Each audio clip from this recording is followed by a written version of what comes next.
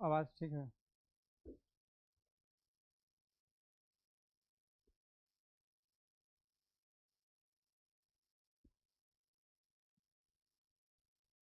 चलिए, good morning.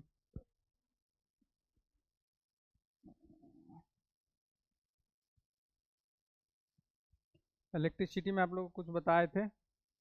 आज हम लोग फिर से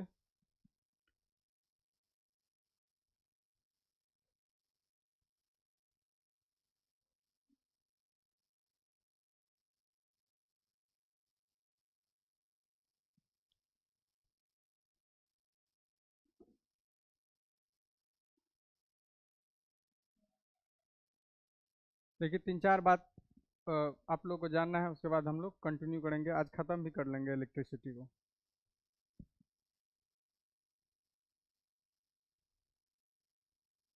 चलिए,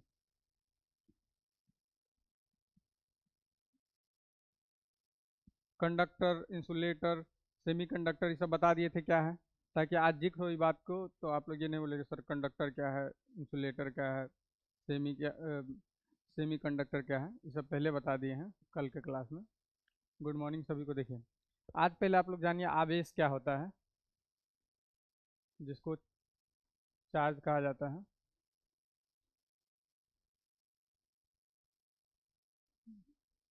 चार्ज देखिए, चार्ज जो है किसी वस्तु का वह गुण होता है, हर एक वस्तु में निहित होता है वो गुण, जिससे वो किसी को आकर्षित करे या प्रतिकर्षित करे। ठीक है, अट्रैक्ट करे या चाहे रिपेल करे। ठीक है, तो किसी वस्तु का वह गुण जिसके कारण वह है किसी वस्तु को आकर्षित या प्रतिकर्षित करता है, तो वो आवेश होता है। आवेश, इसका जो मात्रक होता है एसआई यूनिट कूलम्ब होता है।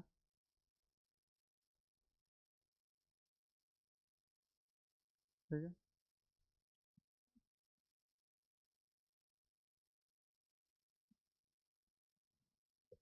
समझ में आया चार्ज क्या है? समझ में आया क्या? चार्ज कि किसी वस्तु का वह गुण जिसके कारण वो आकर्षित या प्रतिकर्षित करे एक दूसरे को, वही चार्ज होता है। ठीक है, सीजीएस मात्रक कभी कभी पूछ लेता है कि आवेश का सीजीएस मात्रक क्या है। ठीक है, ये जो है आवेश, ये अदिश राशि है।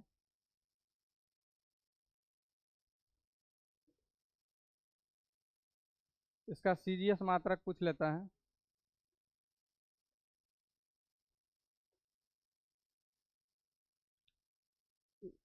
स्टेट क्वांटिटी, स्टेट कूलम होता है।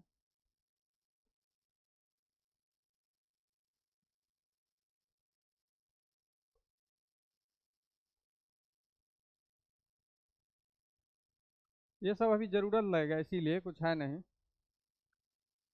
आवेश समझ में आया? आवेश क्या है?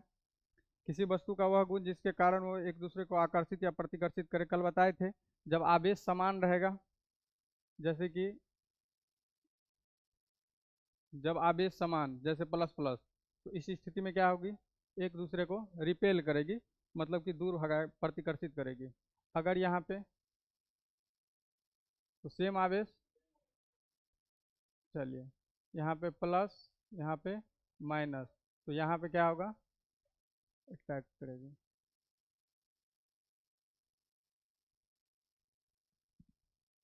चलिए लिखिए,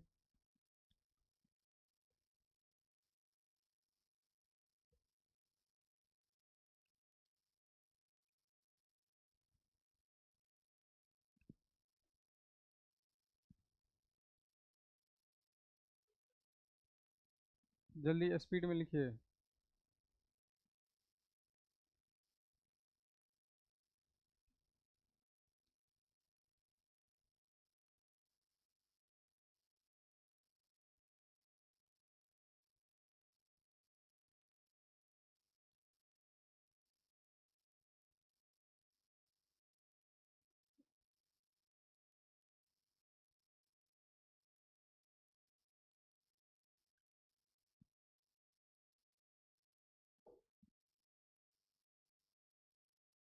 लिख लिए? अब देखिए,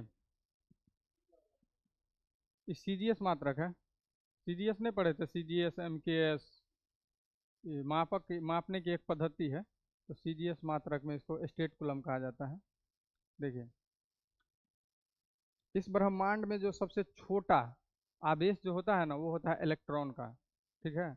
इसीलिए हम जब भी किसी का आवेश ज्ञात करेंगे, किसी का चार्ज ज्ञात करेंगे, तो हम लोग उसके पूर्णांक में ज्ञात करते हैं, इलेक्ट्रॉन को गुना के रूप में करके। जैसे कि आज मोदी जी रात में ये अनाउंस करे कि देवी एवं सज्जनों, आज की रात, आज के बाद जो है 10 रुपया ले लीजिए, कि 10 के रुपया के नोट के बाद कोई भी नोट मान्य नहीं रहेगा।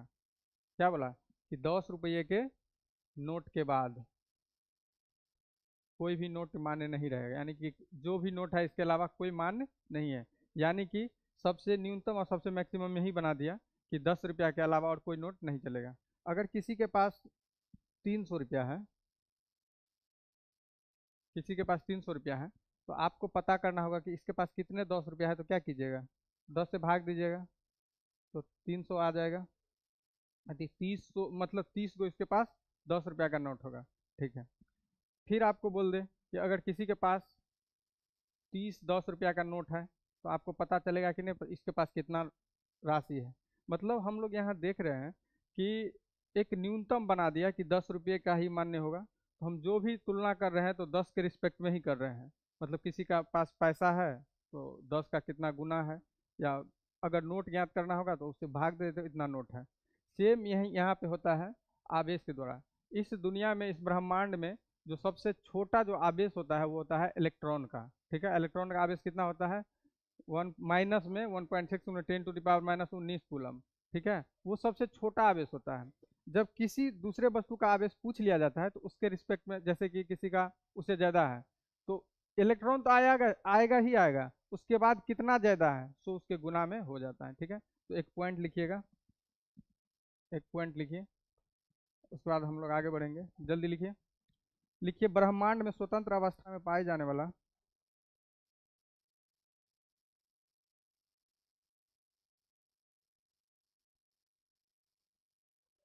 ब्रह्मांड में स्वतंत्र अवस्था में पाए जाने वाला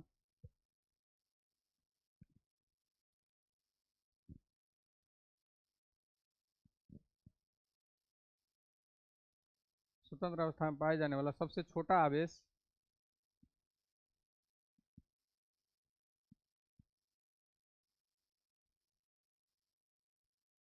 इलेक्ट्रॉन का होता है, ई का।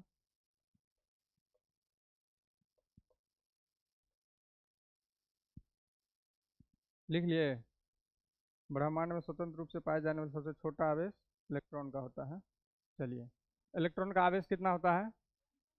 -1.6 गुने 10 to the power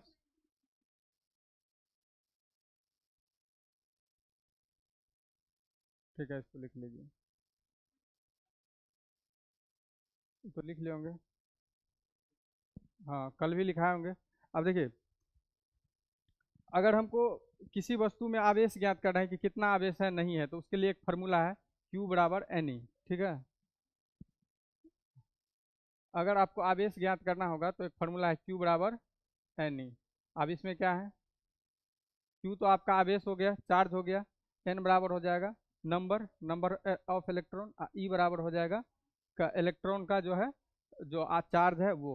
ठीक है। तो N बराबर हो जाएगा नंबर ऑफ इलेक्ट्रॉन, और E बराबर हो जाएगा इलेक्ट्रॉन का चार्ज।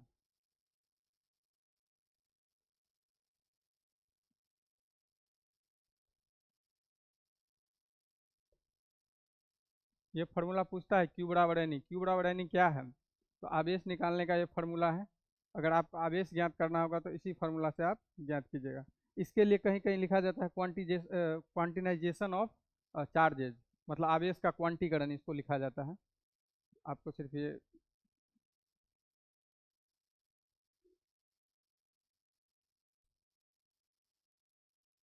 इसको आपको ऐसे भी पूछ सकता है कि किसी वस्तु के द्वारा कोई इलेक्ट्रॉन कितना ग्रहण किया गया या कितना त्यागा गया, उसके बाद जो आवेश होता है वो कितना बचेगा, तो वही Q बराबर NE। इसको कहा जाता है आवेश का क्वांटीकरण।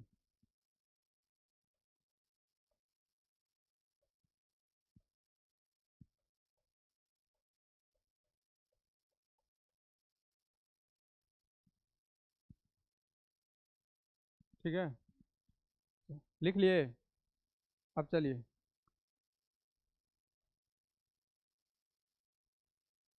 आवेश चार्ज क्या है समझ में आया मोटा मोटा क्या? कि किसी वस्तु को आकर्षित या प्रतिकर्षित करे, अट्रैक्ट करे या रिपेल करे। किसी वस्तु का वह गुण जो अट्रैक्ट या रिपेल। चार्ज, चार्ज कैसा राशि? अदिश। कूलम्ब, स्टेट कूलम्ब इसका सीजीएस मात्रक है। अगर आवेश निकालना होगा तो किस फॉर्मूला से निकाले? क्यू बराबर एन ई, एन बराबर नंबर ऑफ इलेक्ट्रॉन और ई बराबर हो जाए इलेक्ट्रॉन का आवेश। इलेक्ट्रॉन का आवेश कितना? -1.6 × 10⁻19। इस क्या क्या इसका चार्ज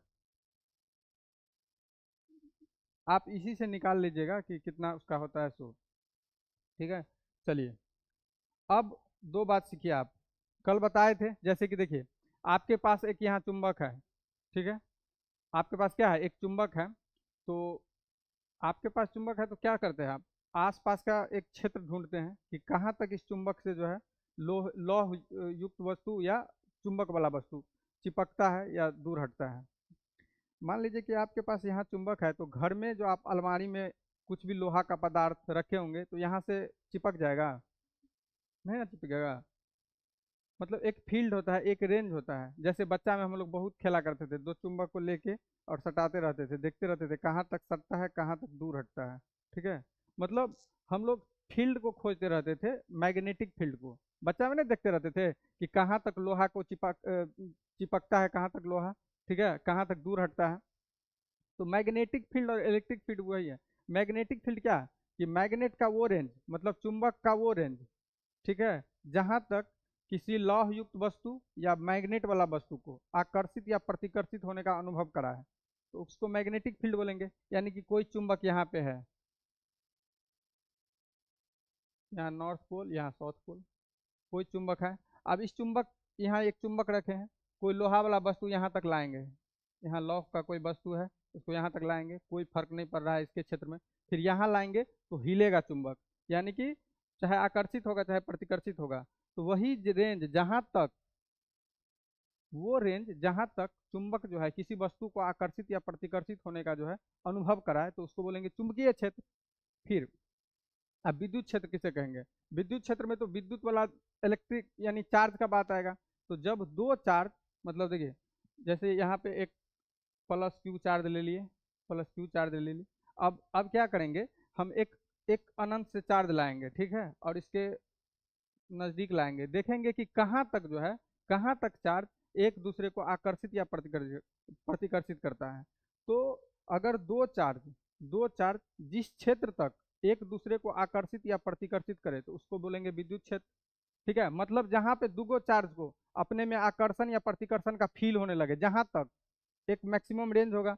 देखिए जैसे ये चार्ज का एक मैक्सिमम रेंज होगा, यानी कि इस रेंज तक में कोई चार्ज आएगा, इस रेंज में कोई चार्ज आएगा, यहाँ पे आ गया, चाहे यहाँ आ गया, चाहे यहाँ आ गया, तो आकर्षण या प्रतिकर्षण का अनुभव कराएगा। तो अब आकर्षण प्रतिकर्षण तो चार्जेस पे डिपेंड करता है कि प्लस है कि माइनस।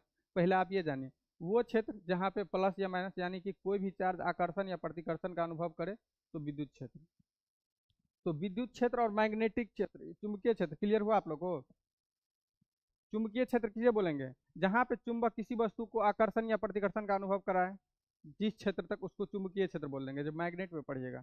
विद्युत क्षेत्र में जब दो आवेश जहां तक, जिस क्षेत्र तक अपने आप को आकर्षण या प्रतिकर्षण का अनुभव कराए उसको बोलेंगे विद्युत क्षेत्र।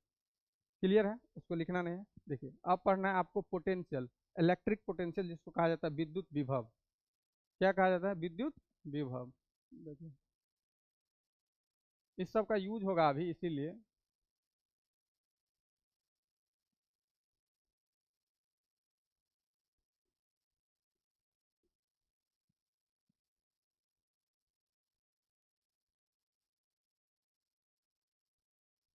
इलेक्ट्रिक पोटेंशियल क्या है, विद्युत विभव। देखिए विद्युत क्षेत्र समझ में आया? अब विद्युत क्षेत्र समझ में आ गया तो ये समझ, जैसे देखिए यहाँ पे ये कोई आवेश है, क्यों आवेश है? ये हो गया इलेक्ट्रिक फील्ड, यानी कि जो भी आकर्षण या प्रतिकर्षण होगा इसके बीच ही होगा। जो भी आवेश का आकर्षण या प्रतिकर्षण होगा, क्योंकि इलेक्ट्रिक फील्ड यही है, क्योंकि इलेक्ट्रिक काम इसके अंदर ही करेगा, इसके बाहर काम नहीं करेगा। ठीक है, यहाँ तक क्लियर है?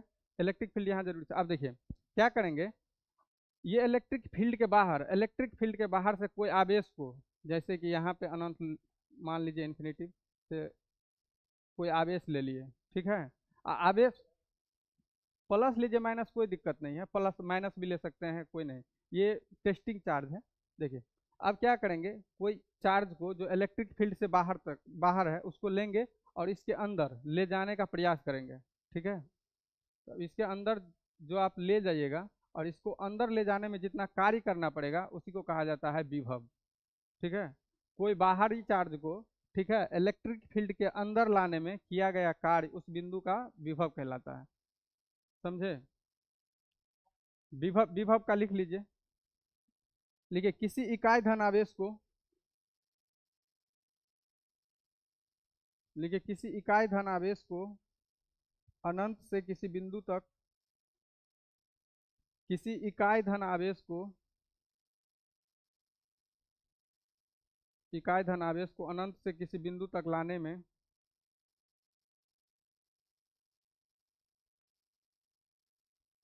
अनंत से किसी बिंदु तक लाने में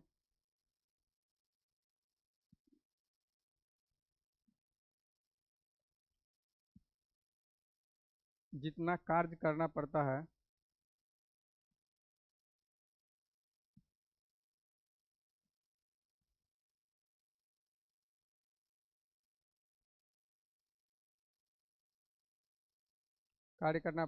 उसे उस बिंदु का विभव कहा जाता है। कार्य करना पड़ता है उसे उस बिंदु का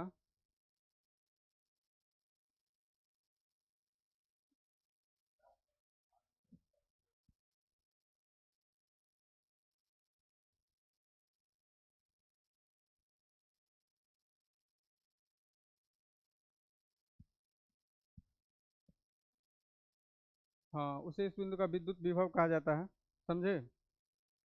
चलिए, उस बिंदु का विद्युत विभव कहा जाता है। यहाँ पे क्यू होगा।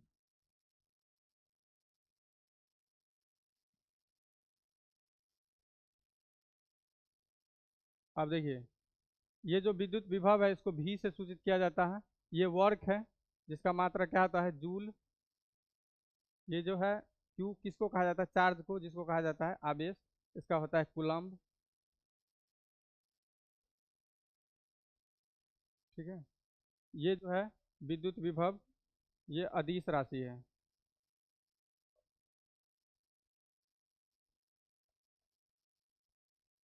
अदिश राशि है, इसका मात्रक वोल्ट होता है।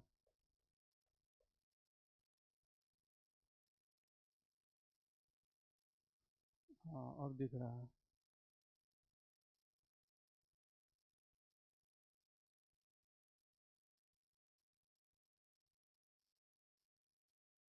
तो समझ में नहीं आ रहा था, हमको लग रहा था हम साइड हो गए हैं इसीलिए ऐसा।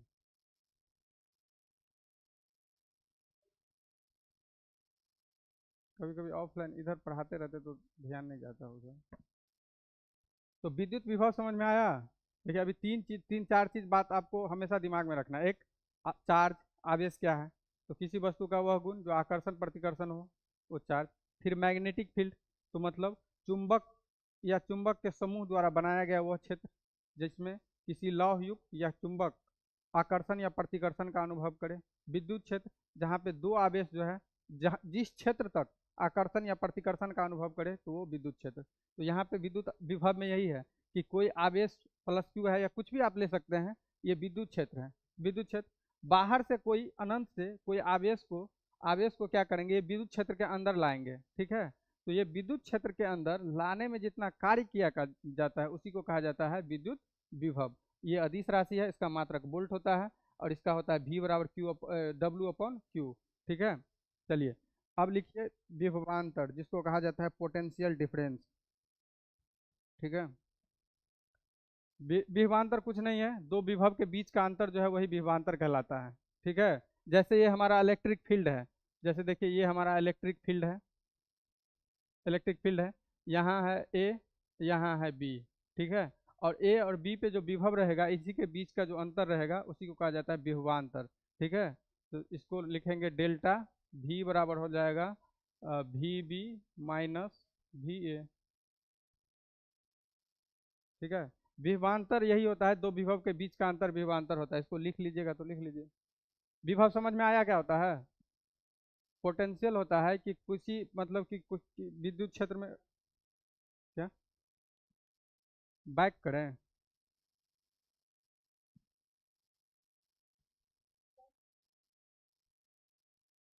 हम्म,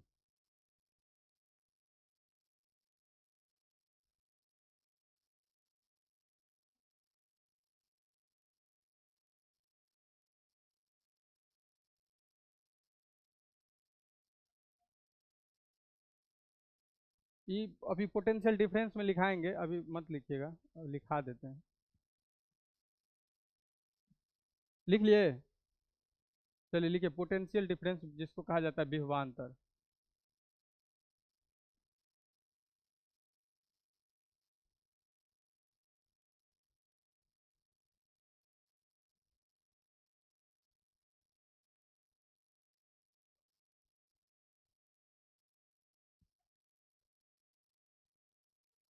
लिखिए, दो विभव के बीच के अंतर को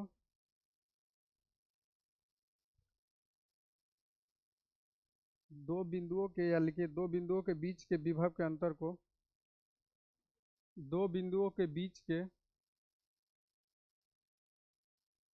विभव के अंतर को विभव विभव पोटेंशियल विभव के अंतर को विभवांतर कहा जाता है। विभवांतर को वोल्टेज भी लिखा जाता है, इसका वोल्टेज।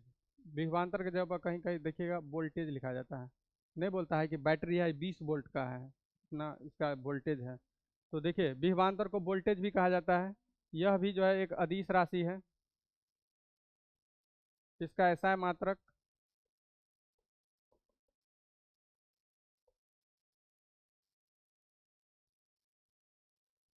इसका एसआई मात्रक वोल्ट होता है। लिखिए,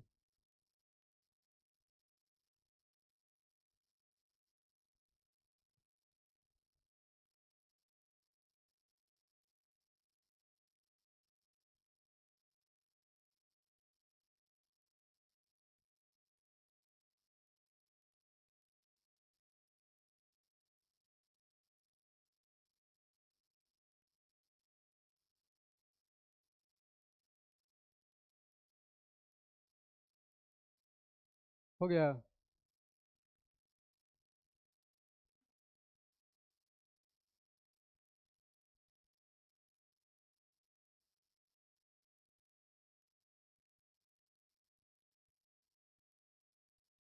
प्रियंका कुमारी बोल रहे हैं कि विद्युत विभव को फिर से पढ़ा दीजिए।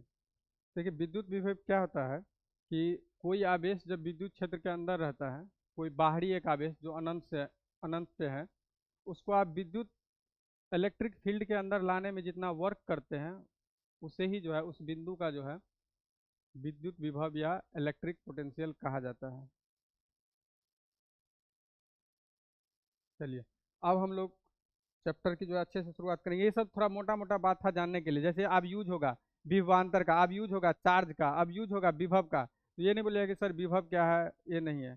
इलेक्ट्रिक फील्ड बोल देंगे तो घबराइएगा नहीं, सर इलेक्ट्रिक फील्ड क्या है। कुछ नहीं, जहाँ पे दो आवेश जो है आकर्षण प्रतिकर्षण का अनुभव करे, इलेक्ट्रिक फील्ड है। मैग्नेटिक फील्ड, जहाँ पे चुंबक या कोई लौह जो आकर्षण प्रतिकर्षण का फील करे, उसको चुंबकीय क्षेत्र। विभव, जब कोई अनंत से आवेश है उसको विद्युत क्षेत्र में लाने में जितना वर्क करना पड़ता है, उसको विद्युत विभव। दो विभव के बीच का अंतर विभवांतर। चार्ज आकर्षण प्रतिकर्षण। ठीक है, अब देखिए, अब हम लोग पढ़ेंगे यहाँ से आगे नेक्स्ट। अब देखिए,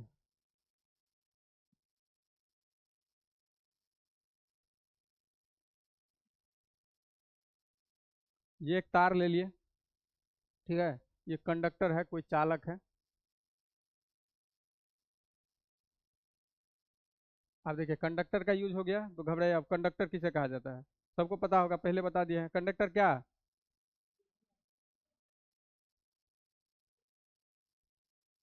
जिससे होके इलेक्ट्रिसिटी का फ्लो हो। ठीक है, आप किससे बोलेंगे? जिसमें मुक्त इलेक्ट्रॉनों की संख्या बहुत ज्यादा हो, अरबों खरबों में, उसको कंडक्टर बोलेंगे। अब मुक्त इलेक्ट्रॉन क्या था? परमाणु में जो इलेक्ट्रॉन चक्कर लगा रहा था, उसको अगर तापीय ऊर्जा मिलता था, क्या करता था वो, परमाणु को छोड़ के भाग जाता था, निकल जाता था, यानी मुक्त हो जाता था, उसी को मुक्त इलेक्ट्रॉन। ये कोई छड़ लेंगे, ठीक है, जिसमें आप देखिए इसमें मुक्त इलेक्ट्रॉन बहुत सारा होगा, और जब भी इलेक्ट्रॉन लिखेंगे उसके ऊपर में इसका चिन्ह माइनस लगाएंगे, ठीक है। ये जैसे कोई छड़ लिए, ताम ये मान लीजिए यहाँ पे कॉपर है,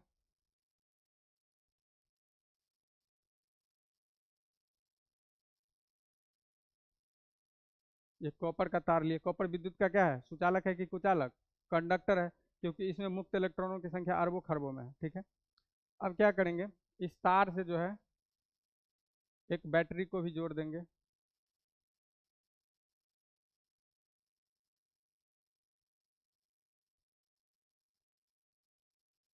देखिए यहाँ पे बैटरी जोड़ देंगे, बैटरी होगा 20 वोल्ट का, ठीक है, मान लीजिए बैटरी 20 वोल्ट का है।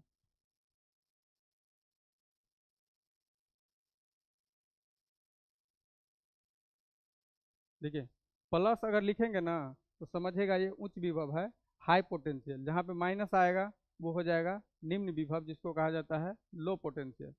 तो जब किसी चालक तार से, यानी कि कोई एक तार है कंडक्टर वाला है, कॉपर का तार है, जब इसे एक बैटरी से जोड़ेंगे, ठीक है, जब इसको एक बैटरी से जोड़ेंगे, यानी बैटरी का यहाँ पे देखेंगे 20 वोल्ट का बैटरी है, ठीक है, बैटरी का पावर कितना है, 20 वोल्ट का। जब कोई तार को बैटरी से जोड़ेंगे तो क्या देखिएगा कि इनके दो सिरों पे, तार के दोनों सिरों पे जो है विभव में अंतर आ जाएगा, जिसे आप विभवांतर कहते हैं, ठीक है। तो यहाँ पे आपको हो जाएगा +10 वोल्ट, यहाँ पे आ जाएगा -10 वोल्ट। बोलिएगा कि सर +10 -10, देखिए ये दोनों सिरा है तार का, ये क्या है, दोनों सिरा है।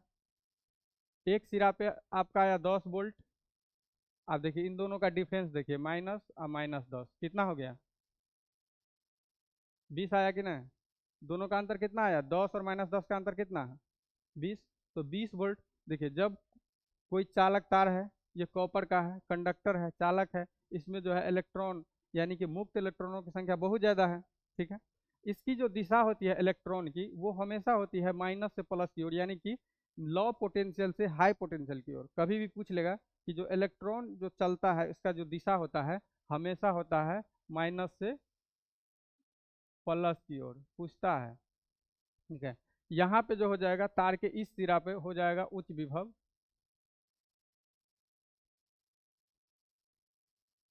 जिसको कहा जाता है हाई पोटेंशियल।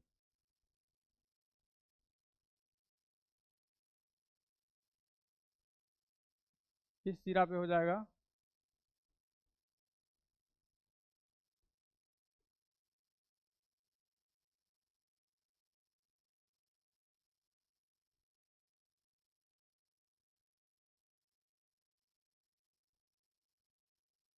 लो पोटेंशियल निम्न विभव।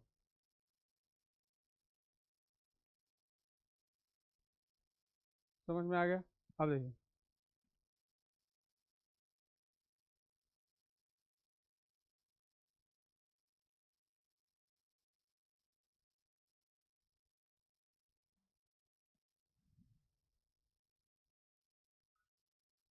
ये तार था हमारा, कोई कॉपर कंडक्टर का तार था। अब कंडक्टर बोलेंगे तो समझ में आ जाना चाहिए, कॉपर का लिए।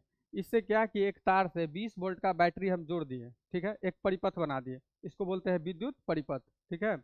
जब जोड़िएगा तो देखिएगा कि तार के दोनों सिरों पे जो है, ठीक है, विभव में कुछ अंतर आएगा, ठीक है। जैसे 20 वोल्ट जोड़े तो +10 -10, अगर यहाँ 25 वोल्ट का लेते तो माइनस +12.5 इतना और -12.5 इतना, मतलब विभव में अंतर आ जाएगा, ठीक है। जहाँ पे प्लस हो जाएगा उसको कहा जाता है उच्च विभव, जहाँ पे माइनस इसको कहा जाता है निम्न विभव। इलेक्ट्रॉन की जो दिशा होती है वो होती है माइनस से प्लस की ओर, ठीक है, निम्न विभव से उच्च विभव की ओर। लेकिन धारा जो चलता है हमेशा वो इलेक्ट्रॉन के विपरीत दिशा में चलती है, ठीक है। जब इलेक्ट्रॉन निम्न से उच्च की ओर, तो जो धारा चलती है जिसको आई से सूचित किया जाता है, वो आई जो चलेगा वो उच्च से निम्न की ओर।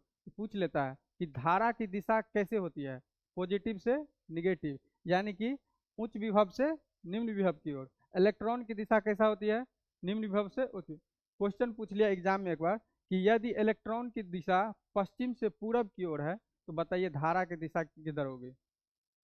क्योंकि जस्ट लाइक उल्टा होता है। इलेक्ट्रॉन के उल्टा किसका दिशा होता है? धारा का। ठीक है।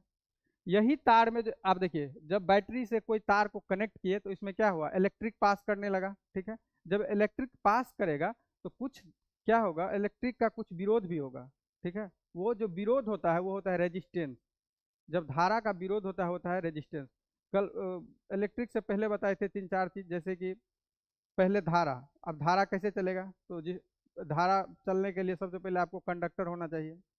कंडक्टर सेमी कंडक्टर में भी चलता है, लेकिन सबसे उपरयुक्त जो माना जाता है वो कंडक्टर में। कंडक्टर में क्या होता है, मुक्त इलेक्ट्रॉन फ्री इलेक्ट्रॉनों की संख्या बहुत ज्यादा होती है। ठीक है। इसी के कारण जो है धारा बहता है। फिर धारा जब भी बहेगा वो प्लस से माइनस की ओर। तो अब पॉइंट बना के जितना बात है वो लिखिए। कितना पहले समझे?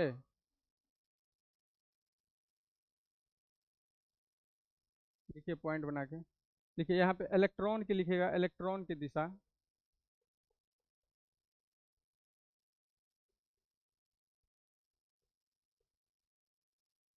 इलेक्ट्रॉन की दिशा हो जाएगा कहाँ, निम्न विभव से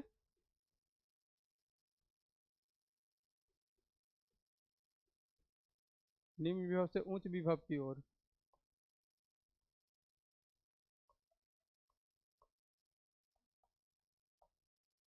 फिर धारा की दिशा, करंट,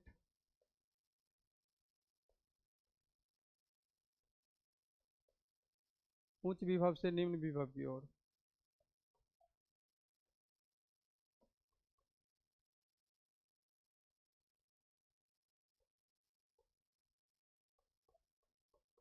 लिखिए जल्दी।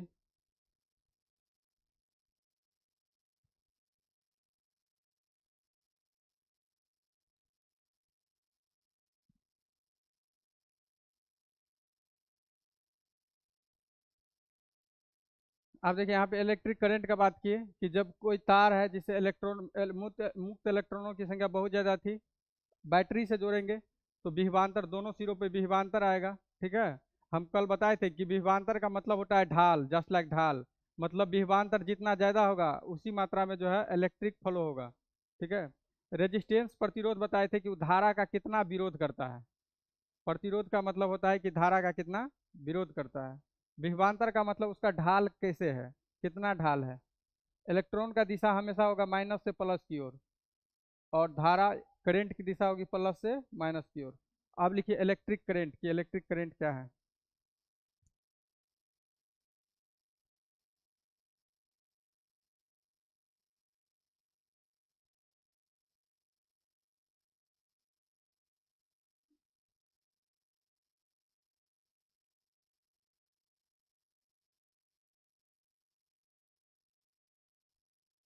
लिख लिए?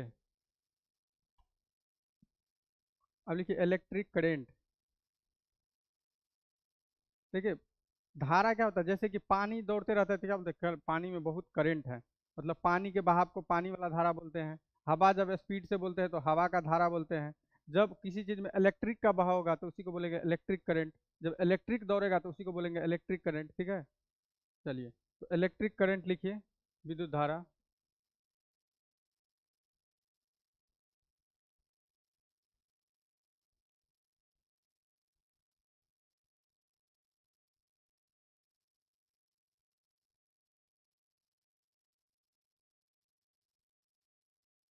लिखिए, आवेश के प्रवाह को विद्युत धारा कहा जाता है।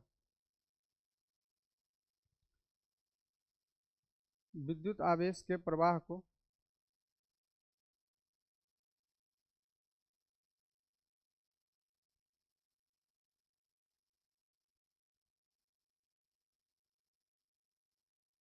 विद्युत आवेश के प्रवाह को विद्युत धारा कहा जाता है।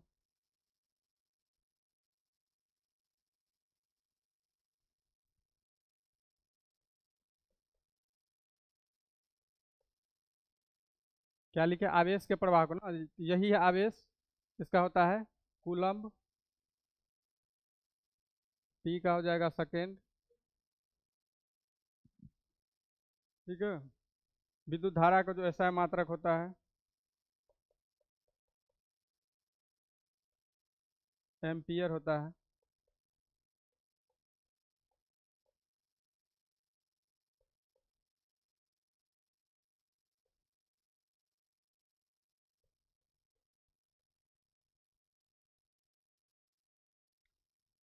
और विद्युत धारा कैसा राशि है? अदिश की सदिश?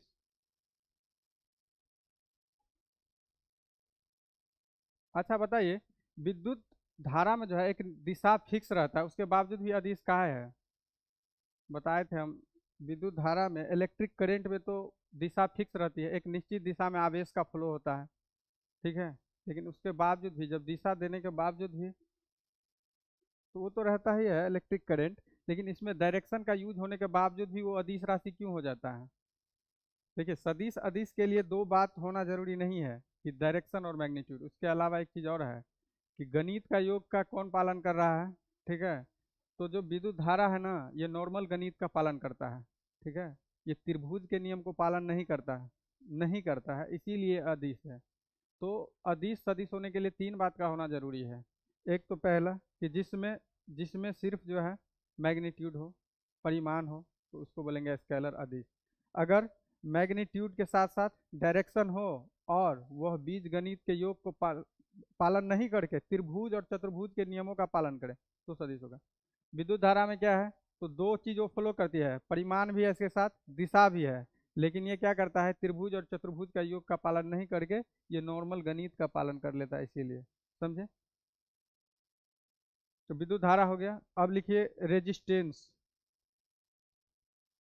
अच्छा, एक एक पॉइंट लिख लीजिएगा, कि विद्युत धारा प्रवाहित होने के लिए शर्त क्या है, मतलब विद्युत धारा प्रवाहित कब होती है? लिख लिए, विद्युत धारा प्रवाहित होने के लिए शर्त। देखिए, विद्युत धारा प्रवाहित होने के लिए शर्त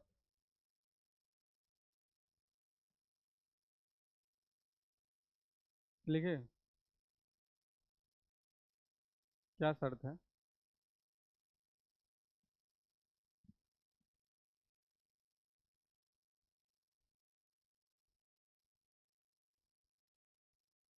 लिखिए, लिखिए, किसी तार के धारा के बहने के लिए तार के दोनों सिरों पर, बोलिए, लिखिए ना, किसी तार में धारा के बहने के लिए, मतलब करंट को फ्लो होने के लिए, हाँ वायर, किसी तार में धारा बहने के लिए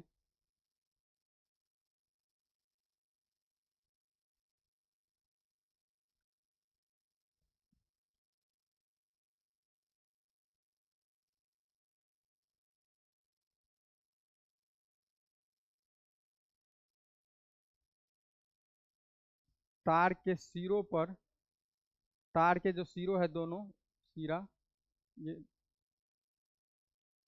तार के सिरों पर विभवांतर का होना जरूरी है,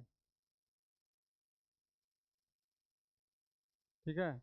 मतलब कि इलेक्ट्रिक करंट जो है किसी तार से उसी शर्त पे प्रवाहित हो सकता है, जब किसी तार के दोनों सिरों में कुछ न कुछ विभवांतर हो, विभव में अंतर हो। ऐसा नहीं कि यहाँ पे विभवांतर जीरो, यहाँ पे भी जीरो, इस स्थिति में जो है करंट फ्लो नहीं होगा।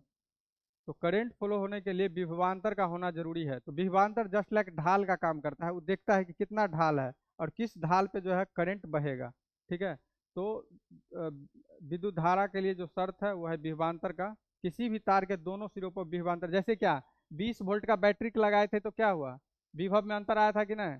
यहाँ पे आया था +10 वोल्ट, यहाँ पे -10 वोल्ट, ठीक है। अब इन दोनों का अंतर देखिए, 10 वोल्ट -10 वोल्ट, इन दोनों का अंतर कितना आ गया, है ना? तो यही जो है विभवांतर है, जो दोनों विभव में अंतर है, इसी को कहा जाता है विभवांतर। तो किसी भी अगर तार से आप चाहते हैं कि धारा फ्लो हो, करंट फ्लो हो, तो विभव में अंतर होना जरूरी है। अब लिखिए रेजिस्टेंस, जिसको कहा जाता है प्रतिरोध। प्रतिरोध क्या है, किसी तार से करंट फ्लो हो रहा है, तो प्रतिरोध कितना इस जो धारा बह रहा है उसका विरोध कर रहा है, उसी को कहा जाता है प्रतिरोध।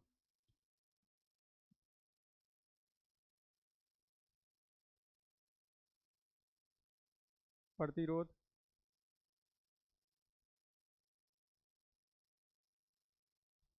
रेजिस्टेंस। लिखिए रेजिस्टेंस के बारे में।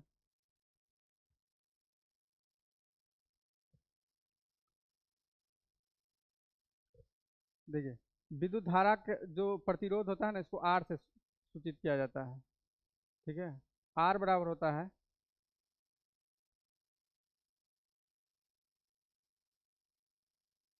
एल बट्टा ए। अब बोलिएगा कि एल क्या है, देखिए, और ए क्या है। एल जो होता है वो होता है लेंथ, जो वायर तार की लंबाई।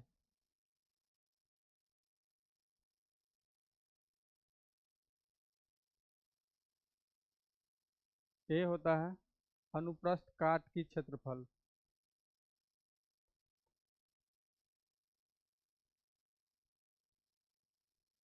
लिखा देते हैं इसको, इंग्लिश में कहा जाता है, ये तो लेंथ, तार का लेंथ। अनुप्रस्थ काट का होता है क्रॉस सेक्शन एरिया। अनुप्रस्थ काट क्या होता है, जैसे कि कोई तार है, जैसे ये वायर है, ठीक है। इस तार के बीच में देखिएगा एक वायर रहता है, और फिर इसको ऐसे नहीं रहता है, तो ई जो है ये, यही एरिया कहलाता है अनुप्रस्थ काट का क्षेत्रफल। ये वाला आगे वाला जो निकला नहीं रहता है भाग, वही होता है अनुप्रस्थ क्रॉस सेक्शन एरिया। हाँ, काट का क्षेत्रफल, क्रॉस सेक्शन एरिया।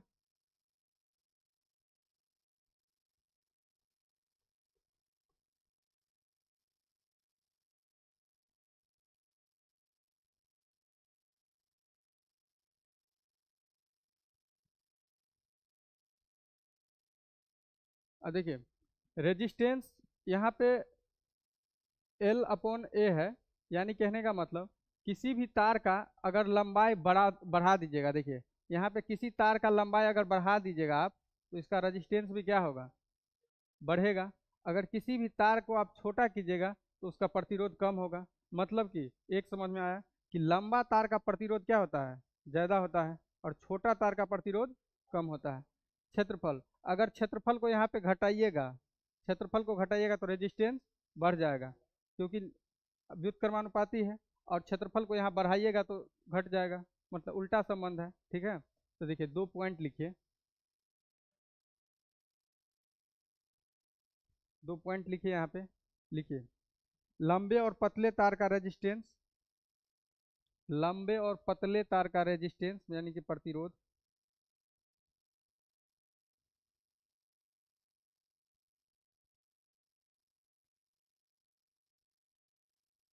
बहुत ज्यादा होता है। पॉइंट नंबर 2, हाँ उसका प्रतिरोध देखिए, देखिए लंबाई, लंबाई बढ़ेगा तो बढ़ेगा, तो इसीलिए पतला और जो लंबा तार होता है उसका प्रतिरोध ज्यादा होता है। लिखिए, दूसरा पॉइंट लिखिए, छोटे और मोटे तार का जो है रेजिस्टेंस बहुत कम होता है। छोटा, छोटा जो होता है ना, जैसे देखिए यहाँ पे अगर लंबाई को छोटा रखिएगा तो प्रतिरोध भी कम होगा। तो छोटा और मोटा तार का प्रतिरोध बहुत कम होता है।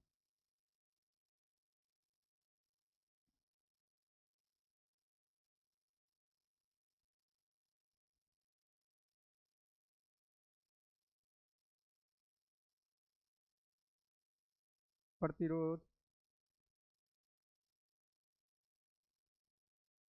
हाँ प्रतिरोध कम होता है। देखिए यहाँ पे आप देखिए, यहाँ पे जो बड़ा तार होगा, देखिए जैसे जिसका लेंथ बड़ा होगा, अब देखिए क्षेत्रफल अगर बड़ा होगा किसी का, अगर कोई चीज़ छोटा है, ठीक है, तो उसका प्रतिरोध क्या होगा। अब उल्टा है संबंध, अब मान लीजिए, हाँ इसीलिए कोई पतला और बड़ा चीज़ है तो उसका क्या होगा, प्रतिरोध ज़्यादा होगा। और कोई छोटा और मोटा चीज़ है तो उसका प्रतिरोध कम होगा। ठीक है, अब देखिए प्रतिरोध जो है ना, वो लंबाई और क्षेत्रफल पे डिपेंड कर रहा है। देख रहे हैं आप कि किसी चीज़ का जो प्रतिरोध है, मतलब किसी भी तार से जो धारा प्रवाहित हो रही है, तो इसके लिए आपको लंबाई और क्षेत्रफल देखिएगा, इससे पता चल जाएगा कि इसका प्रतिरोध कितना होगा, नहीं होगा। ठीक है, एक और टर्म्स आता है विशिष्ट प्रतिरोध। इसका क्या है, देखिए ये आप लिख लीजिएगा पहले, रो आर बराबर प्रतिरोध बराबर एल अपॉन ए। इसी में एक होता है रो, ऐसे रो टाइप।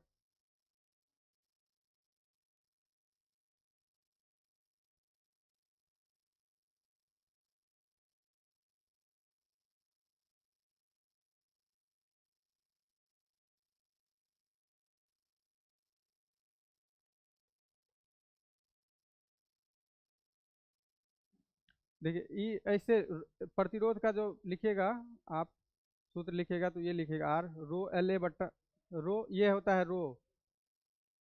हाँ ये रो है, और ये होता है कांस्टेंट। हाँ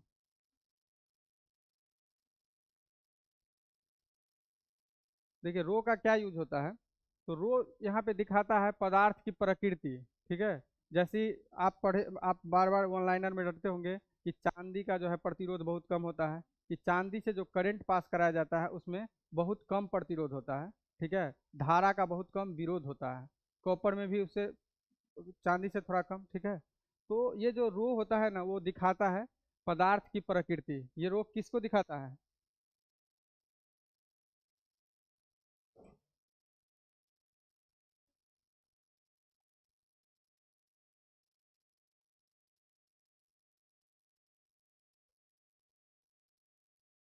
पदार्थ की प्रकृति। तो अब एक टर्म्स लिखेगा, विशिष्ट प्रतिरोध।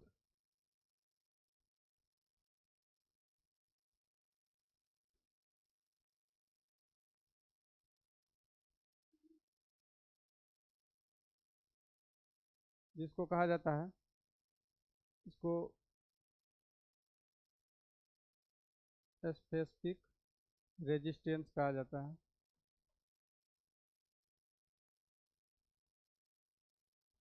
या रेजिस्टिविटी भी इसको कहा जाता है। तो हाँ, इसको स्पेसिफिक रेजिस्टेंस या रेजिस्टिविटी।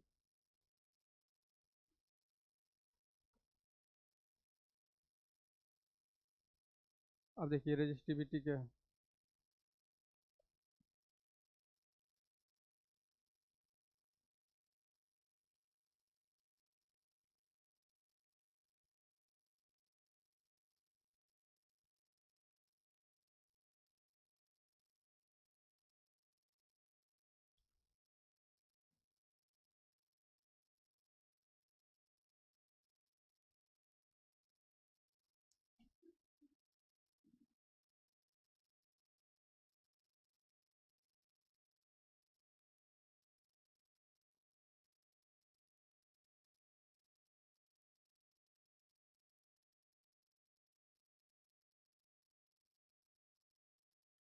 देखिए प्रतिरोध किस पे डिपेंड करता था? लंबाई पे और क्षेत्रफल पे। तो लिख लीजिएगा, एक पॉइंट बना के लिखिए, प्रतिरोध, प्रतिरोध लंबाई और अनु प्रतिरोध लंबाई और अनुप्रस्थ काट के क्षेत्रफल पे निर्भर करता है। हाँ टेम्परेचर पे भी अभी लिखाएंगे, टेम्परेचर से क्वेश्चन पूछता है कंडक्टर इस पे, तो अभी बताएंगे। हाँ लिखिए, प्रतिरोध लंबाई और अनुप्रस्थ काट के क्षेत्रफल, क्रॉस एरिया सेक्शन पर निर्भर करता है।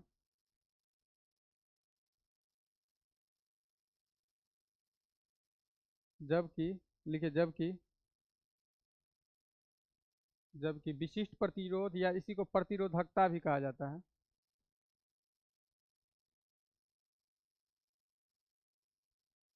जबकि प्रतिरोधकता पदार्थ की प्रकृति पे निर्भर करता है।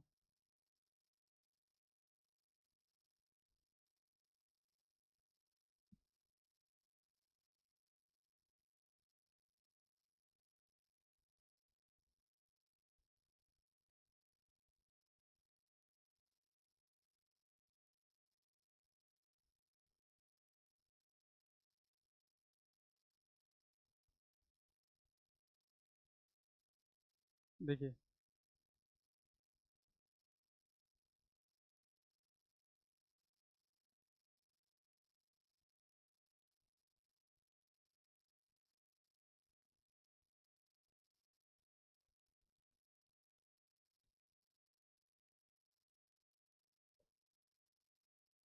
प्रतिरोध का मात्रक क्या है? ओम। पूछ लेता है, जिसका सिंबल होता है इस टाइप का।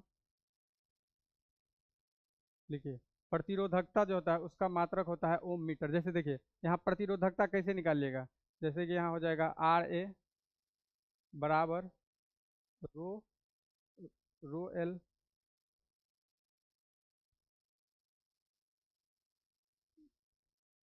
रो बराबर क्या होगा, आर ए अपॉन एल, यही ना होगा। ये प्रतिरोधकता होता है, इसका मात्रक होता है ओम मीटर।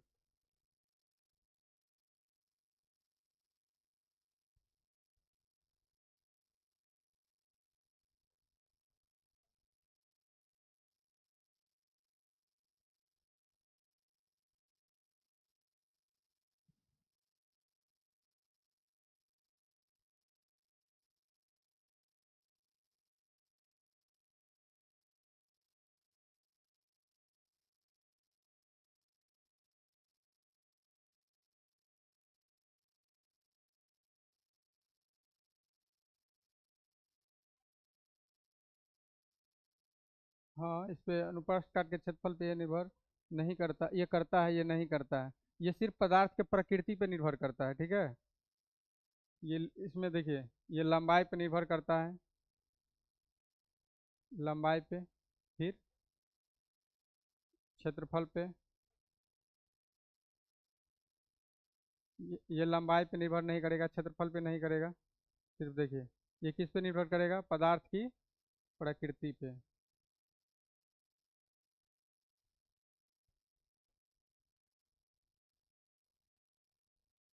जैसे चांदी का प्रतिरोध बहुत कम होता है, क्योंकि वो क्या करता है, बहुत कम। हाँ, तो ये जो है ना, रेजिस्टिविटी का एग्जाम्पल है। इसका मात्रक पूछ लेता है कि रेजिस्टिविटी जिसको प्रतिरोधकता कहता है, इसका मात्रक क्या है, ओम मीटर, इसका ओम। ठीक है। अब टेम्परेचर पे देखेंगे कि टेम्परेचर पे इफेक्ट क्या क्या पड़ता है। टेम्परेचर बहुत क्वेश्चन पूछता है कि चालक का प्रति टेम्परेचर बढ़ा देंगे, कुछ अर्धचालक का बढ़ा देंगे, क्या होगा नहीं होगा, तो वो देख लीजिए।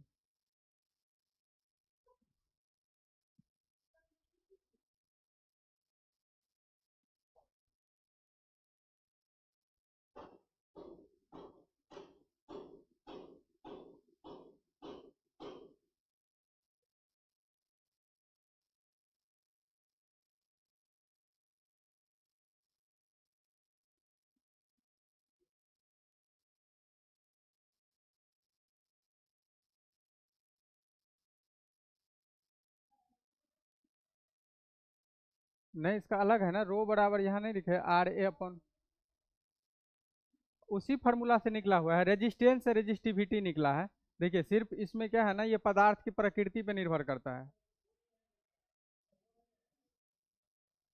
इस फार्मूला को निकालने के लिए इसको लिखे हैं यहाँ पे, ताकि यहाँ पे निकल जाए, समझे।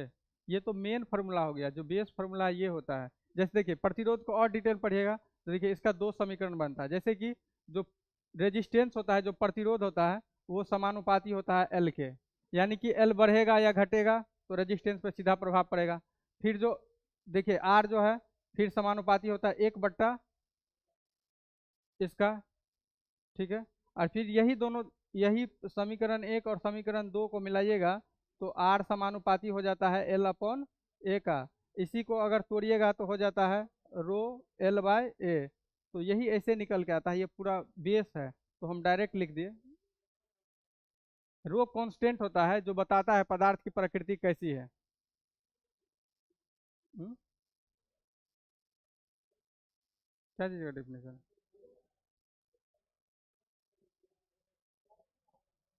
अब देखिए, लिखिए, प्रतिरोध पर ताप का प्रभाव।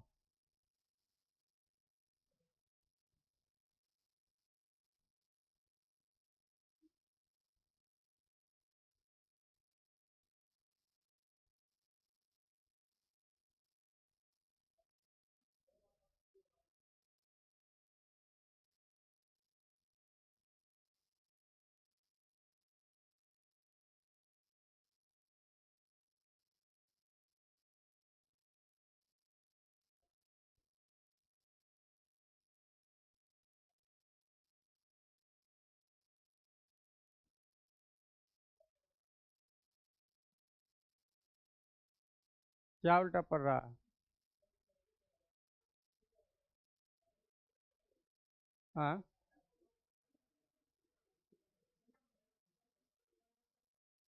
क्या चीज, क्वेश्चन नहीं बनेगा, क्या बोल रहा है?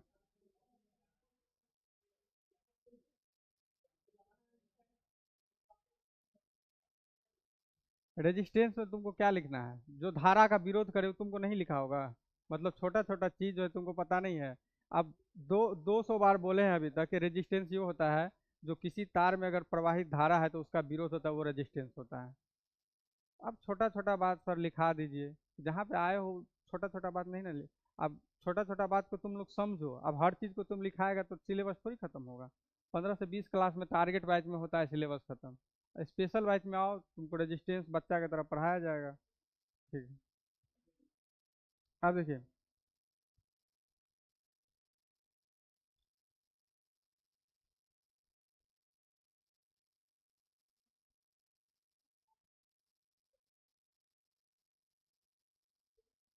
देखिए, ओए, अब देखो, अगर ताप बढ़ेगा तो धातु जो है, धातु लिखेंगे, एक मिनट।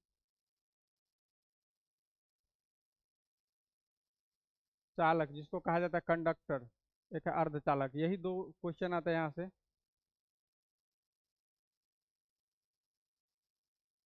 देखिए, अगर ताप बढ़ाएंगे, ठीक है, अगर किसी चालक तार का ताप बढ़ाएंगे तो उसका जो चालक का जो है प्रतिरोध बढ़ जाएगा, अर्धचालक का प्रतिरोध घट जाएगा। ये पहले रिलेशन लिखिए, फिर बताते हैं। लिखिए,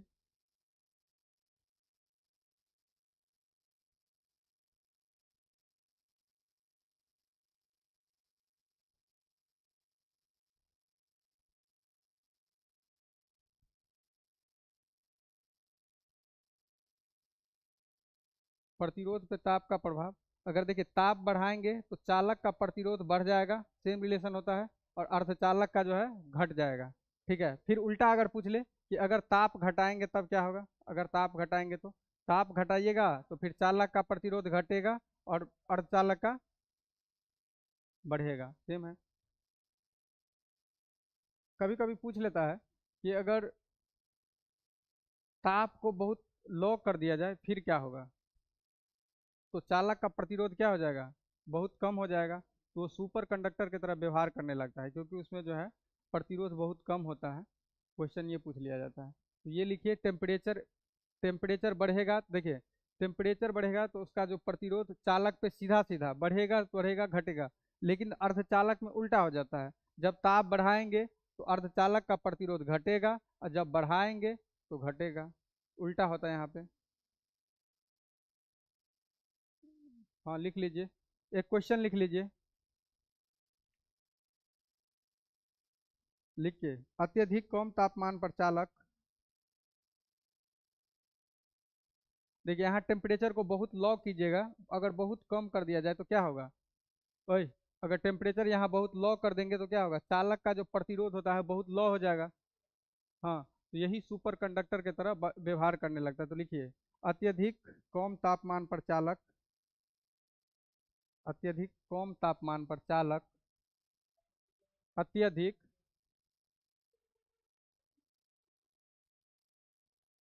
अत्यधिक कम टेम्परेचर पे यदि, अत्यधिक कम तापमान पर चालक अति चालकों की भांति व्यवहार करता है, सुपर कंडक्टर।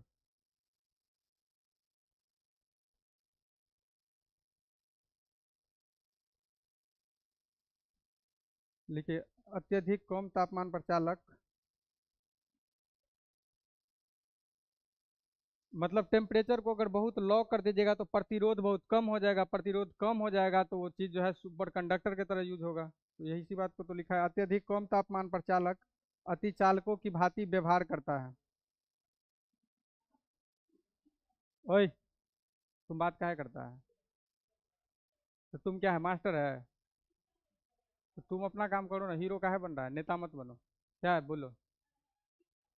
हाँ, सुपर कंडक्टर।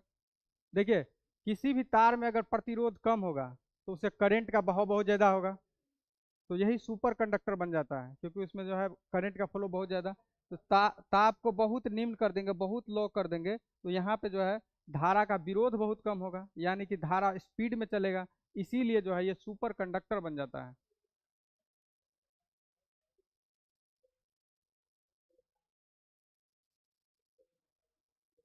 हाइपर लूप सब जो पढ़िएगा ना, hyper loop modern modern physics में, उसमें पढ़िएगा। तो हाइपर लूप तो बोल रहेगा था, तो बोल रहा है एग्जाम्पल बताइए। हाइपर लूप जानते हैं क्या होता है? मॉडर्न, जैसे देखिए, आप बुलेट ट्रेन सब जो पढ़िएगा उसमें, जैसे अभी जो ट्रेन चलाने की बात हो रहा है, पाइप के अंदर हाइपर लूप बनाने हैं, तो उसमें आप पढ़िएगा, उसमें सुपर कंडक्टर का बात होगा।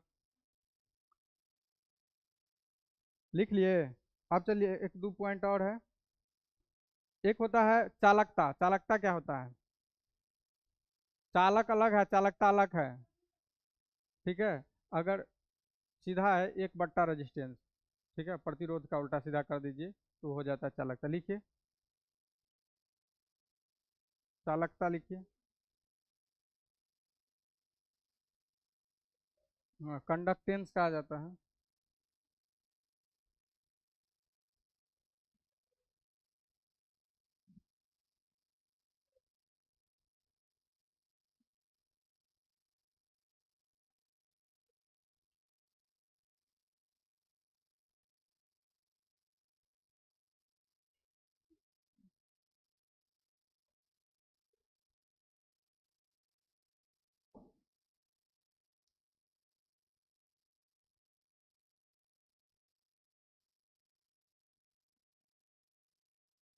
कंडक्टेंस बराबर होता है एक बट्टा रेजिस्टेंस।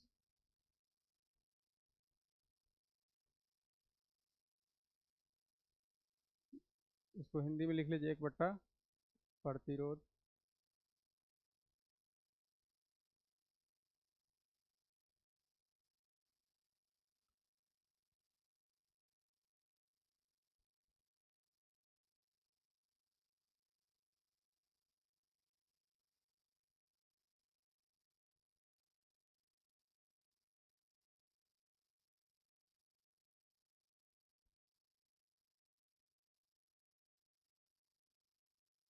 अब देखिए, रेजिस्टेंस का मात्रक क्या होता है? ऐसा है मात्रक, एक बट्टा क्या हो जाएगा इसका? ओम। इसको ऊपर ले जाइएगा तो क्या होगा? ओम। ओम इनवर्स, इसको कहा जाता है महो। क्या कहा जाता है? महो। लिखिए, इसका ऐसा है मात्रक। आपको चालकता का ऐसा है मात्रक पूछ ले, जिसको जी से, चालकता को जी से सूचित किया जाता है, कैपिटल जी। किसी का पूछ लेता है ना कि इसका चालकता क्या कितना होगा, मतलब कि इसके अंदर जो करंट का फ्लो होता है वो देखा जाता है कितना है। ठीक है। तो आप देखिए किसी चीज का, देखिए आप चालकता, अगर किसी चीज का रेजिस्टेंस, किसी चीज का देखिए प्रतिरोध को आप घटाइएगा तो चालकता क्या होगा? बढ़ाइएगा, बढ़ जाएगा। अगर देखिए, कोई भी तार में अगर करंट बह रहा है, तो अगर प्रतिरोध कम होगा, अगर उसका विरोध कम होगा, तो स्पीड जाएगा कि नहीं जाएगा? जाएगा। तो अगर यहाँ पे चालकता की बात हो गया, कंडक्टेंस की, तो प्रतिरोध यहाँ पे कम होगा तो चालकता बढ़ेगा कि नहीं? बढ़ेगा। अगर प्रतिरोध ज्यादा होगा तो चालकता कम होगा। यही है। ठीक है। चलिए, एक और शब्द है जिसको कहा जाता है कंडक्टिविटी, जिसको कहा जाता है विशिष्ट चालकता। ठीक है।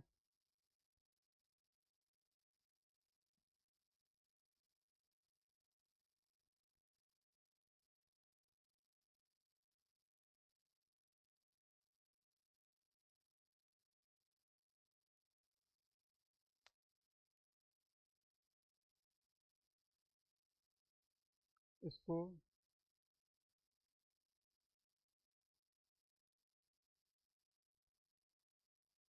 कंडक्टिविटी, इसको इंग्लिश में कहा जाता है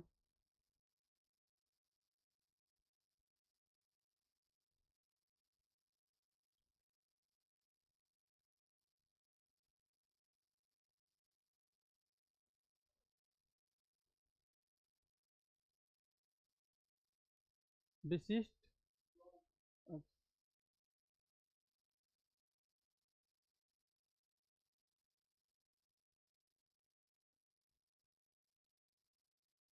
विशिष्ट चालकता कंडक्टिविटी होता है, 1 बटा रेजिस्टिविटी होता है।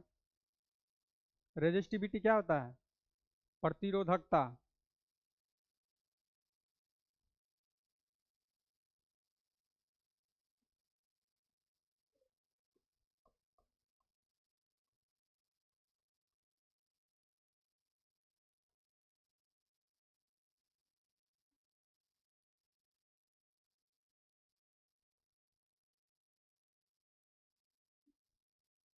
अब देखिए इसका मात्रक की बात करेंगे तो क्या होगा?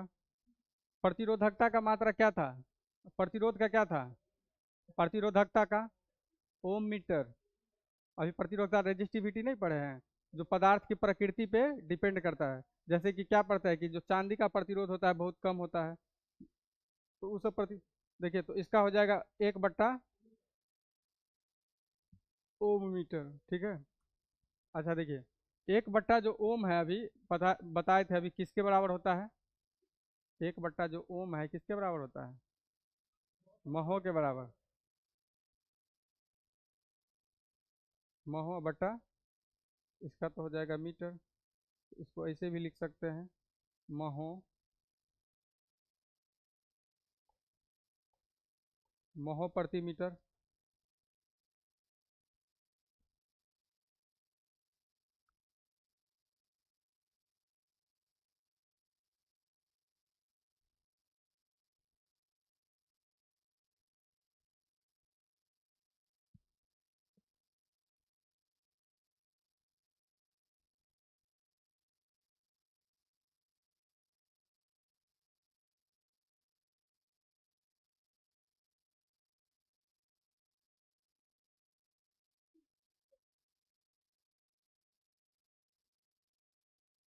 प्रतिरोध मात्रक ओम, प्रतिरोधकता ओम मीटर, कंडक्टिविटी चालकता का मात्रक महो, मतलब 1 बटा ओम। ठीक है, तो वही होता है प्रति ओम। चलिए उसके बाद कंडक्टिविटी जिसको कहा जाता है विशिष्ट चालकता, वो क्या होता है? 1 बटा रेजिस्टिविटी, मतलब कि प्रति 1 बटा प्रतिरोधक। हाँ तो यही होता है। तो इसमें आप बोलेगा सर विशिष्ट चालकता, तो भाई यही होता है, इसका यही होता है। अब इसका बोलेगा लैंग्वेज में लिखाने के लिए हद है, तो क्या लिखेगा लैंग्वेज में? अब देखिए, अब होता है रेजिस्टेंस का जोड़, प्रतिरोधों का जोड़, तो 2 क्रम में जोड़ा जाता है, एक श्रेणी क्रम में और दूसरा समांतर क्रम में। देखिए आपके जो घर में आपके घर में जो रहता है, टीवी फ्रिज कूलर एसी वगैरह जो जोड़ा रहता है, पूछता है कि किस श्रेणी में रहता है? समानांतर में रहता है, पैरेलल में रहता है। ठीक है। अब देखिए,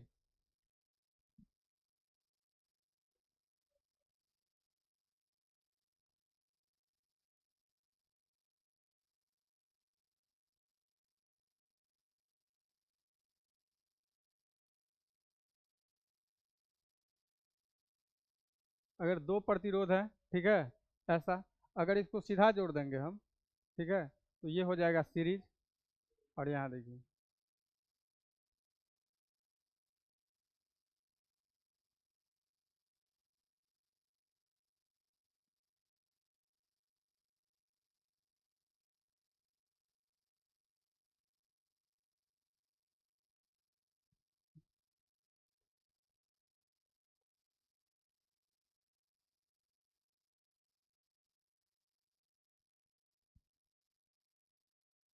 ये 2 प्रतिरोध है, इसको बोलेंगे श्रेणी क्रम।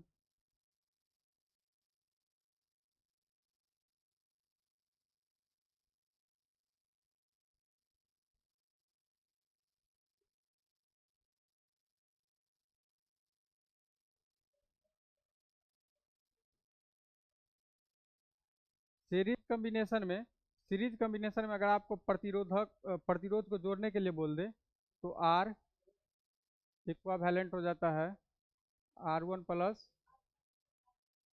डॉट डॉट डॉट डॉट जो होगा एन तक अपना। ऐसा नहीं कि दुए प्रतिरोध, जितना होगा आप जोड़ सकते हैं। जैसे बोल दिया कि 2 प्रतिरोध है, एक का जो है 4 ओम का है और दूसरा 5 ओम का है, तो सीरीज क्रम में उसको बोल देगा सीधा जोड़ दीजिए। लेकिन इसको ऐसा नहीं है। अब देखिए इसका समानांतर क्रम में,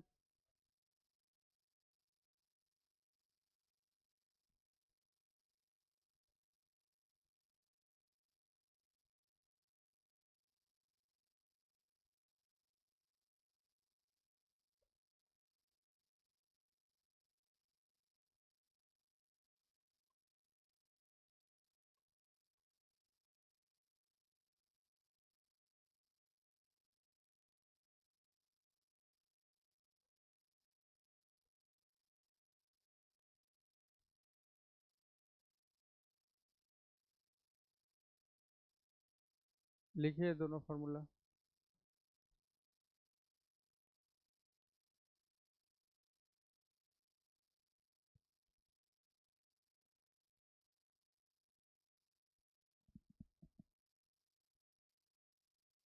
अच्छा, एक सवाल है, आप लोग बना के दिखाइए। दो दो प्रतिरोध है, 4 ओम और 5 ओम।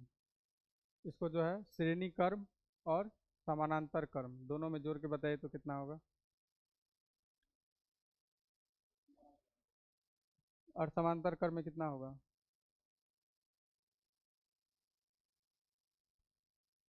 बताइए। इसका तो सीधा सीधा श्रेणी कर्म में तो सीधा जोड़ दीजिए, 4 और 5 9। फिर दिया आधी कर दिया जाए, प्रतिरोध किया जाए, वो ओम के नियम से बनेगा। अभी ओम्स लॉ नहीं पढ़े हैं, ठीक है। ओम्स लॉ पढ़ेंगे कि? हाँ, तो V बराबर आई आर पढ़िएगा ना। और एक एक आवेश, आवेश का संरक्षण के नियम पे होता है, Q1 × Q2/R²। तो कितना गुना है? तो फिर दिया आधी कर दिया जाए तो 1/2 होगा। 1/2 को होल स्क्वायर करेगा कितना होगा उसका? आवेश वाला क्या है, पूरा क्वेश्चन पढ़ोगे तब ना। हम्म। अच्छा ठीक है, अभी बता देते, रुको। पहले यहाँ सीखो, ई लिख ले। समांतर कर में कितना होगा इसका? देखिए, 1/R इक्विवेलेंट बराबर हो जाएगा 1/4 ओम प्लस 1/5। कितना होगा? 20। ये कितना हो जाएगा? 5 + 4, 9/20। लेकिन इसको अब करना है इक्विवेलेंट, आर इक्विवेलेंट बराबर हो जाएगा 20/9, उल्टा हो जाता है। ऐसा नहीं कि इसको ऐसे ही छोड़ेंगे, इसको उल्टा के लिखना पड़ता है आंसर में, समांतर क्रम में। सब आदमी ऐसे ही लिख दिए होंगे, ऐसे छोड़ दिए होंगे।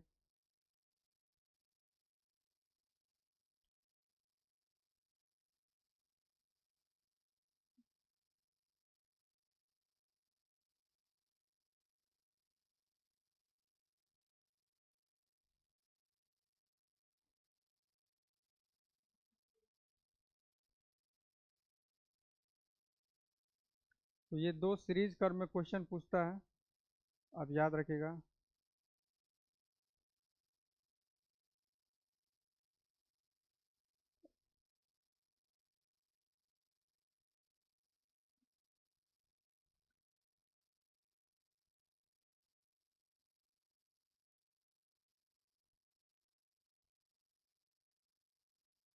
अब क्या था क्वेश्चन, बताओ तो। क्या किस चीज को आधी करेंगे? क्वेश्चन बताओ, क्या क्वेश्चन क्या था?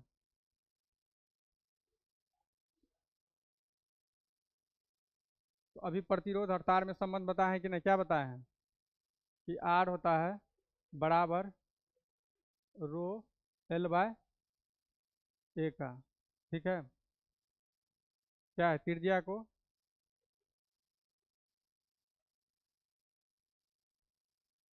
तो क्या पूछ रहा है त्रिज्या को?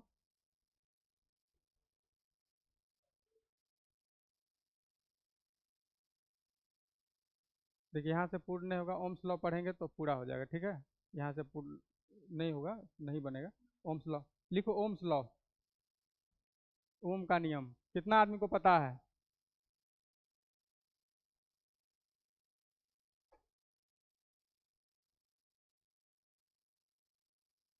ओम का नियम 10वां में सब रटे होंगे ना, कि नियत तापमान पर किसी चालक तार से प्रवाहित विद्युत धारा, ना। ओम का नियम, ओम्स लॉ।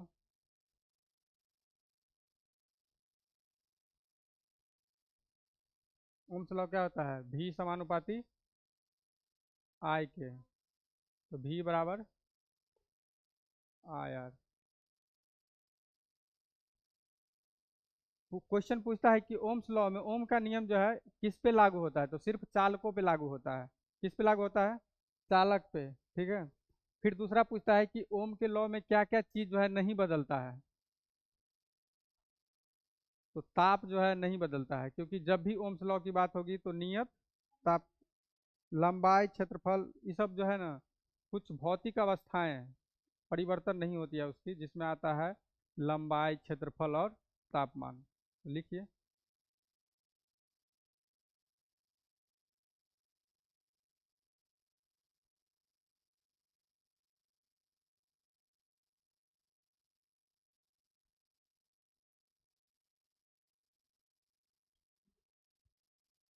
लिखिए, यदि किसी चालक तार के यदि किसी चालक तार के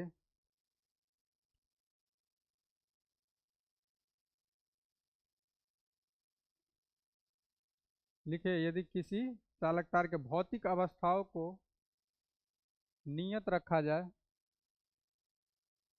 भौतिक अवस्था में लिख लीजिएगा ऐसे कोष्ट में, लंबाई,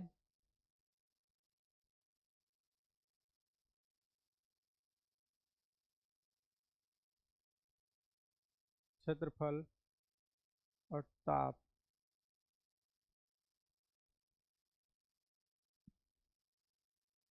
लिखिए, क्या लिखे हैं एक बार पढ़िए। को नियत रखा जाए तो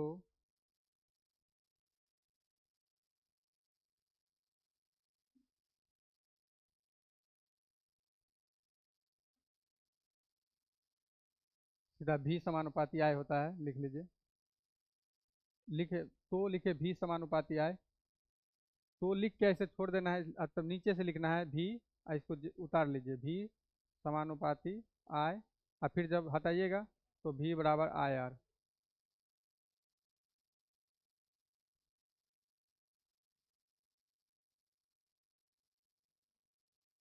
तो समानुपाती नहीं है, भी समानुपाती आई के होता है। इतना लिखने के बाद तो सीधा भी समानुपाती आई लिखेगा, समानुपाती हटाइएगा, भी बराबर आई आर। अब लिखिएगा, नीचे से लिखिए।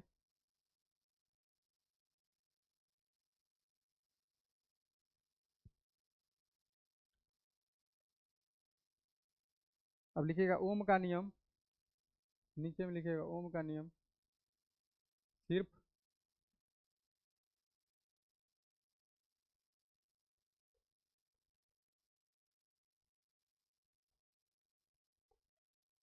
चाल को यानी कि कंडक्टर पे लागू होता है।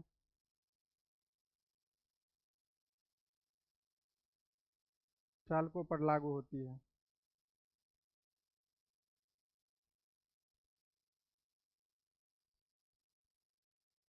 श्रेणी कर्म और समानांतर कर्म एक लिख लीजिएगा पॉइंट बनाकर, घर का जो होता है वो याद कर लीजिएगा, लिख लीजिएगा कि घरों के सभी जो उपकरण होता है वो समानांतर कर्म में जोड़े जाते हैं या लगा रहता है।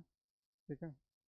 अब कुछ कुछ कुछ इंस्ट्रूमेंट जो होती है इलेक्ट्रॉनिक से संबंधित, ठीक है, इलेक्ट्रिक से संबंधित, उसको हम पढ़ेंगे, जैसे कि फ्यूज वायर। फ्यूज वायर का क्या काम होता है? फ्यूज वायर क्या करता है? जो आपका जो घर में वायरिंग रहता है, उसको जो परिपथ लगा रहता है उसको जलने से बचाता है।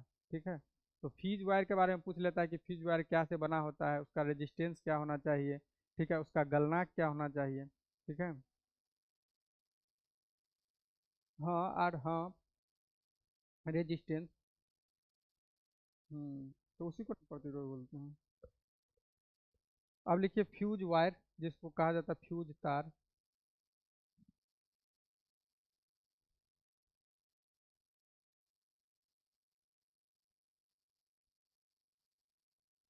अच्छा, फ्यूज वायर क्या चीज़ से मिलके बना होता है?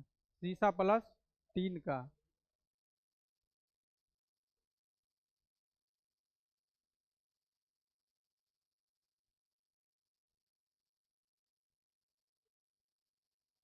इसका जो है, देखिए, आप क्या चाहते हैं कि आपका जो उपकरण है बचे, कैसे बचे?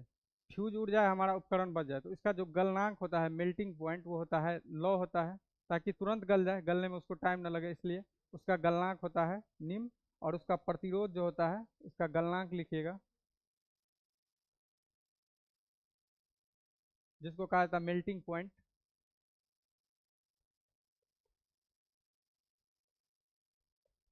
ये होता है निम्न। और इसका जो प्रतिरोध होता है फ्यूज वायर का, वो उच्च होता है, हाई होता है।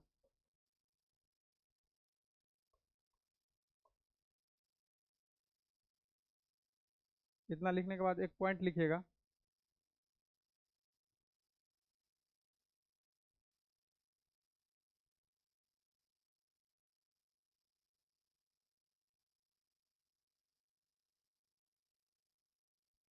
देखिए, पूछ देता है कि जो फ्यूज वायर होता है वो किस क्रम में जुड़ा होता है, समांतर क्रम में कि श्रेणी क्रम में। तो देखिए, आपके जो घर में जितना भी उपकरण लगा रहता है वो समांतर क्रम में लगा रहता है, लेकिन जो फ्यूज वायर होता है इसको श्रेणी क्रम में जोड़ा जाता है। ठीक है, तो लिखेगा इसको।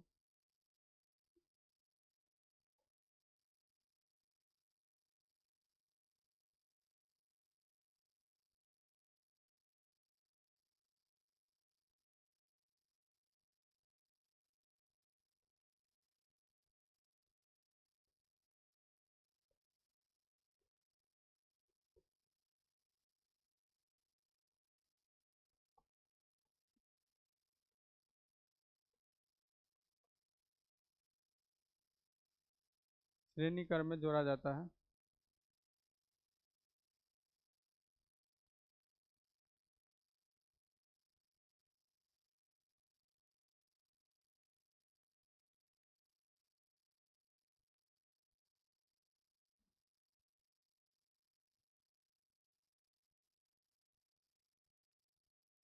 लिख लिए? आप हीटर का नाम सुने, हीटर वायर का? लिख लिए कि ना?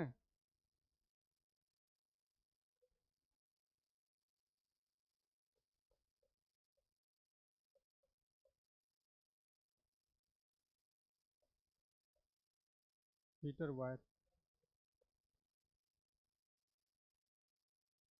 देखिए, हीटर में क्वेश्चन है कि इसका जो मेल्टिंग पॉइंट होता है, गलनांक और, ठीक है, और प्रतिरोध।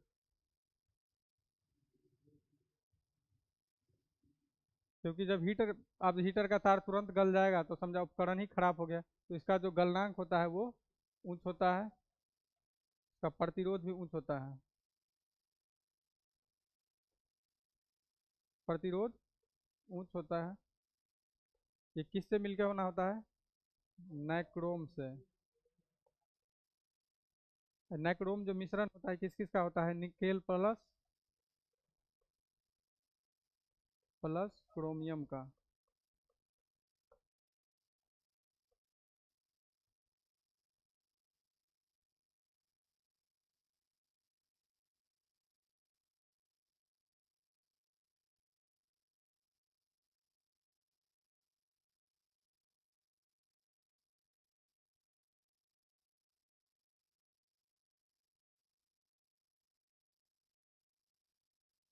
लिख लिए?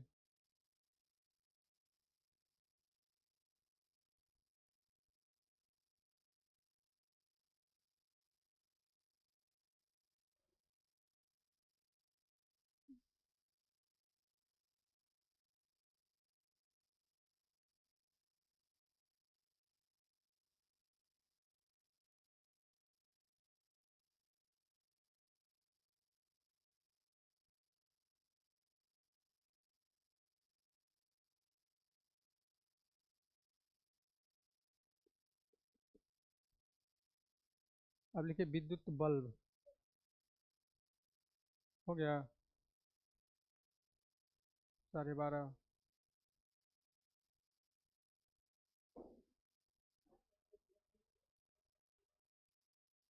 इलेक्ट्रिसिटी के बाद हीट, साउंड, खत्म।